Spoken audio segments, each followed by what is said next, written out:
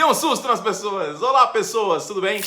Gente, seguimos com mais vídeos aqui de beisebol e tentando ensinar um pouco desse esporte maravilhoso, cativar mais pessoas. Uma citação agora de Antoine Saint-Exupéry. Olha aqui pro francês Jacan que eu tenho. Você é eternamente responsável por aquilo que cativas. Vou cativar as pessoas para o beisebol e serei responsável por elas. Tá, não. Mas um tema que é muito importante para entender o funcionamento do beisebol e achar ele mais interessante do que simplesmente todos os arremessos serem iguais, eu já falei algumas vezes anteriormente, que é saber que os arremessos são diferentes um do outro. Mas também é importante a gente saber que os arremessadores são diferentes um do outro. E o beisebol, a tensão do beisebol, a graça do beisebol se concentra no duelo entre arremessador e rebatedor, certo?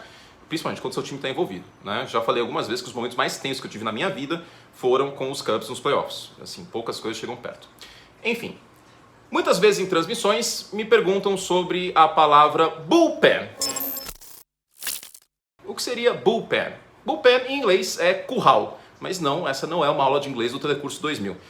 Bullpen é o coletivo de arremessadores especialistas no beisebol. E por que eles são importantes? Parece, num primeiro momento, que isso só acontece no beisebol, porque parece meio confuso, né? Fala assim, nossa, mas o cara que é titular começou o jogo, aí ele sai na sexta, sétima entrada e vem outros caras para fazerem a sétima, oitava e nona entrada.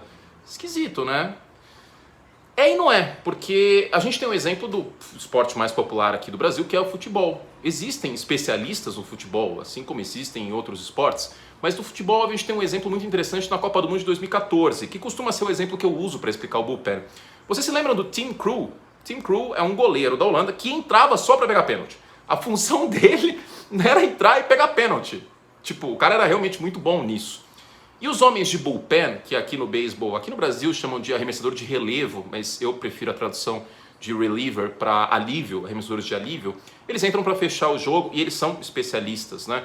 Eles não entram para pegar pênalti, mas o homem de bullpen, ele entra geralmente para fazer uma entrada, no máximo duas entradas, se tudo tá nos conformes. E aí vamos tentar explicar por que isso existe, por que isso acontece.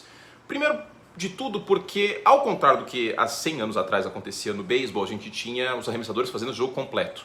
Né? Era frequente, né? Hoje quando um cara faz um jogo completo é uma coisa extraordinária, né? Ou quando arremessa 7 entradas já é alguma coisa bem acima da média, como por exemplo o Sandy Alcântara está fazendo no Miami Marlins. Mas, antigamente era comum. E aí foi se percebendo que é melhor poupar um pouco. Tom, tem que poupar o braço do arremessador. Poupar o braço do arremessador é bom, porque o abridor é um dos ativos mais importantes do seu time. Mas não só, um outro ponto importante. O arremessador especialista, ele entra para fazer aquela entrada e tchau. E quanto mais at-bats, quanto mais vezes você vê um arremessador, melhor você costuma jogar contra ele. Então ele tem essa vantagem para si, né, por jogar pouco contra aqueles rebatedores, e aí consegue pegar os caras de calça na mão, vamos dizer assim.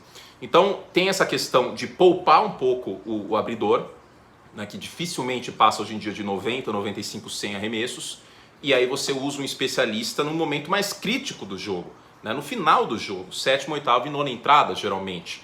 Por quê? Porque o beisebol não tem tempo, o beisebol é definido por eliminações, você tem que fazer 27 eliminações, ou seja, 9 entradas com 3 eliminados, para vencer a partida estando, claro, na frente no placar. Então, eles são especialistas e eles servem para poupar o braço dos abridores. E ainda tem algumas outras diferenças. Por exemplo, o abridor, ele costuma ter pelo menos 4 bons arremessos, né? 4 arremessos que ele consegue trabalhar, até porque ele precisa variar as localizações e os arremessos em si para tentar confundir o rebatedor. Afinal de contas, num jogo bom de um arremessador abridor, daí o nome abridor, ele começa a partida, ele abre a partida, o cara vai lá e ele vai enfrentar 2, 3 vezes o mesmo rebatedor. Então é importante ele ter uma certa variedade. O homem de bullpen, por sua vez, se ele tiver 2 arremessos muito acima da média, ok, porque ele não vai precisar enfrentar aquele rebatedor uma segunda, uma terceira, uma quarta vez, como pode acabar acontecendo com o abridor. Né? Os homens de bullpen, eles são bastante fungíveis, vamos dizer assim, eles são bastante trocáveis. Né? Não tem, claro que existem bons exemplos, né? Existem caras acima da média. Por exemplo, em velocidade, o Jordan Hicks tem uma bola acima de 100 milhas por hora e é uma sinker, ela tem efeito. O Josh Hader, fechador do Milwaukee Brewers, é um dos melhores relievers do beisebol. Os Astros também têm relievers muito acima da média. Os Yankees vêm tendo uma tradição de bullpen. E o bullpen vem sendo cada vez mais importante no beisebol, vem sendo dada importância cada vez maior. Vocês venham falando muitas vezes disso Uma das virtudes dos Astros neste ano, inclusive, é ter um bom bullpen. Possivelmente o melhor bullpen do beisebol é o do Houston Astros. Então, é um pouco isso, tá?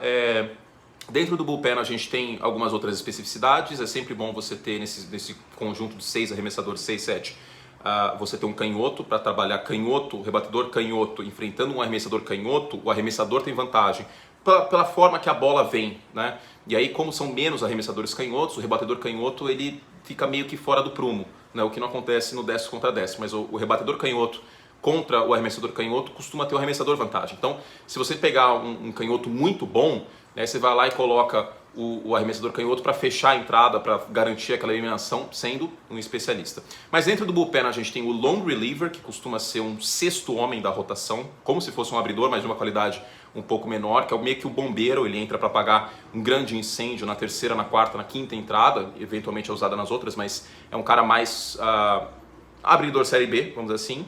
O medium reliever, que é o cara que vai entrar na sexta, na sétima entrada. O setup, que é o cara para fazer a oitava entrada, e lembra um pouco o closer, mas geralmente só faz a oitava entrada. Costumam ser caras com uma quebra muito boa de arremesso, uma velocidade muito alta. E o fechador.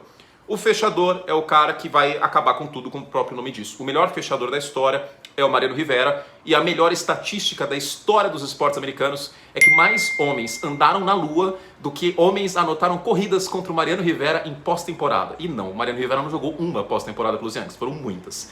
Essa estatística é lendária, eu amo essa estatística de uma maneira inacreditável. E é isso, tá bom? Então isso foi um pouco sobre o bullpen, espero que vocês tenham visto que o beisebol é um esporte muito, muito rico em detalhes, em vários pontos que faz o jogo ficar muito estratégico, né? Eu já comentei algumas vezes que ele lembra muito um RPG, acho que até por conta disso o beisebol é tão popular no Japão, né? Que é um lugar que os principais jogos de videogame costumam ser RPGs, né? As melhores vendagens, por assim dizer. E é isso, tá bom? Eventualmente eu faço vídeo sobre outras coisas, mas coloquem suas dúvidas aqui embaixo, que se tiver um tema como esse, voltarei aqui para fazer um vídeo, tá bom? Queria agradecer, antes de mais nada, os membros deste canal. Por que fazer esse agradecimento? Porque eu sei que este não é um vídeo que vai render tantas views. Este não é um vídeo, o Aaron Rodgers deu uma pancada na cabeça do General Manager, que passa de 20 mil views aqui no canal. Esse vídeo, com sorte, vai passar de 10 mil views. Mas eu não preciso me preocupar tanto assim com a quantidade de views, com quantas pessoas vão assistir, com a audiência, porque a audiência que assiste e que gosta do conteúdo está financiando isso, né? Então, o sistema de membros me ajuda muito a fazer assuntos importantes sem que eu fique refém da quantidade de views ou do algoritmo, etc. Lógico que temas importantes, porque muitas vezes esses temas são importantes, os que dão muitas views, mas também me permite fazer vídeos como este para tentar trazer o máximo de gente possível para a Major League Baseball, tá bom? Beijo pra vocês, vamos que vamos, agora a segunda metade da temporada da MLB chegando pela frente, e acompanhe as transmissões na ESPN, 1, 2, 3, 4, enfim, no Star Plus também, estamos aí sempre 2, às vezes 3 transmissões a cada semana, e é legal, é divertido. Quem está assistindo sabe que eu estou coringando nessas transmissões, tá? Uma coisa assim maravilhosa, de modéstia à parte, de conteúdo e groselha. Tipo um podcast muitas vezes, mas com muito conteúdo, com muita estatística, com muita análise também, que vocês sabem que eu não sou várzea, né? Beijo carinhoso, fizemos o que podíamos, como já falamos, e espero que você tenha um ótimo resto de dia. Tchau!